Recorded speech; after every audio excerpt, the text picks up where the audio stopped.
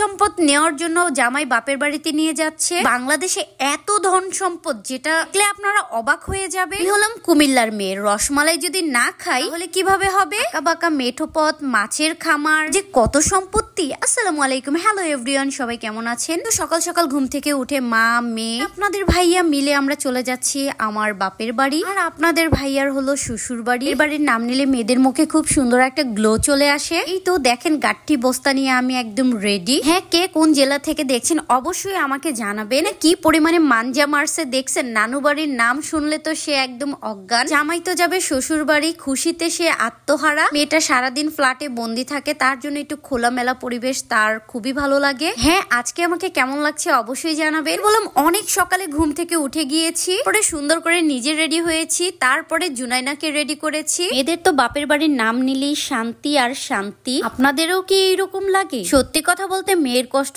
শুধু মায়েরাই বুঝে, মতো একটা মেয়েকে কখনো কেউ বুঝে না। সেই ব্যাপারটা আমি ছোট থেকে অনেক ভালোভাবে বুঝি, যেহেতু আমি আমার মাকে একদমই ছোটবেলা হারিয়ে ফেলেছি। আমার সবচেয়ে বেশি কষ্ট তখনই লাগতো যখন আমার বান্ধবীর মায়েরা আসতো, কিন্তু আমার মা তো ছিল না। এখন অনেক বেশি আফসোস করতাম, আমার মা থাকলে হয়তো বা আমার মাও তো আসতো। এইদিকে দেখেন কত সকাল, দেখেন কুয়াশাতে কোনো কিছুই দেখা যাচ্ছে না। দেখে যখন গিয়েছিলাম তখন একদম ঠিক এইরকম আকাশের আপগুলো কুয়াশার মতো লাগতো। এইদিকে সকালটা এত বেশি সুন্দর ছিল। আমি আবার জুনাইনাকে উঠিয়ে দেখাচ্ছিলাম, কারণ আমি চাই না ওর জীবন থেকে অনেক কিছু ও মিস করুক। অনেক সকালে বের হয়েছি, কোনো কিছুই খেয়ে বের হয়ে নেই। এদিকে আপনাদের ভাইয়া আমাদের জন্য খাবার দাবার নিয়ে আসছে, পুরি, সিঙ্গারা। এদিকে আস্তে আস্তে দেখেন কুয়াশা প্রায় অনেকটাই কেটে গিয়েছে, আর কত সুন্দর সবুজে শ্যামলে আমাদের বাংলাদেশ।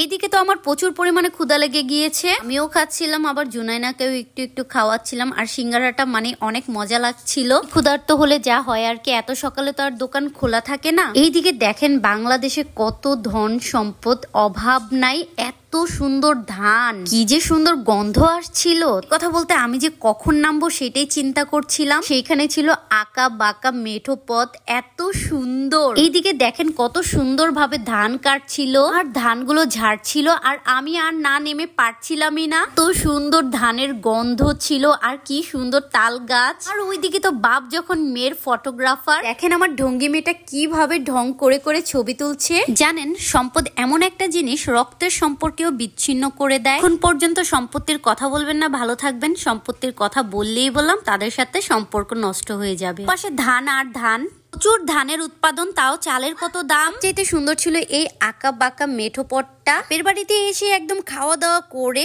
রেস্ট নিয়ে বের হয়ে গিয়েছি। ফিলটা উপভোগ করছিলাম আর চা খাচ্ছিলাম, সবার সাথে অনেক বেশি গল্প করছিলাম, মজা করছিলাম। আসলে এইরকম আড্ডাটা অনেকদিন পরপরই হয়। ঠিক আছে, মনে হয় প্রতিদিন যদি এইরকম মজা হতো, এইরকম আড্ডা হতো তোই না ভালো লাগতো। তারপরে আবারও সুন্দর সুন্দর ছবি তোলার জন্য চলে গিয়েছি সেই জায়গাটায়। মানে হলো আমাদের বাড়ির যাওয়ার রাস্তাতেই এই জায়গাটা পড়ে। কিছু ছবি তুলে তারপরে একটু পুকুরের এখানে চলে গিয়েছি। এটা নাকি মাছের খামার, একটু শব্দ পেলেই নাকি মাছরা একদম দৌড়ে আসে। এখানে আমাদের শব্দ পেয়ে দৌড়ে আসছে মাছগুলো, আমি একদমই বিশ্বাস করিনি। সবাই মিলেই বললাম সন্ধ্যাবেলা এখানে চলে এসেছি, একদম বিকাল বিকাল আর সন্ধ্যা সন্ধ্যা। তারপরে ওইখান থেকে আমরা মিয়ামিতে চলে গিয়েছি রসমালাই খাওয়ার জন্য। মিল্লার বিখ্যাত রসমালাই কে কে খেয়েছেন অবশ্যই বলবেন তো, আর টেস্টটা কেমন।